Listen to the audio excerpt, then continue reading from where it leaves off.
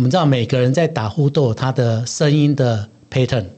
在这个案例里面他就会把呼吸中止症的患者，把他的打呼声音呢做一个分类，分类以后我们就会找到，到底呼吸中止症的病人他在打呼的时候会有什么样的特征？在他的睡觉时候放了一个感测器，然后把声音抓进来以后，那1天、2天、3天，经由影像辨识、声音辨识，判别出，他接下来这声音有没有可能有多少几率会呼吸中止？这样呼吸中止的病人，他平常可能都没事，被录下来，经过判别以后，判定是安全的。但是当他呼吸中止前一段时间，他打呼的声音，他的特征可能就出来了，就会让这个机器呢侦测到，然后就会发出一些警告。在早期都只是一个 prevention 预防，可是当机器学习进来以后，他就去预测他有多少几率会在未来的几分钟或几小时之内会造成呼吸中止。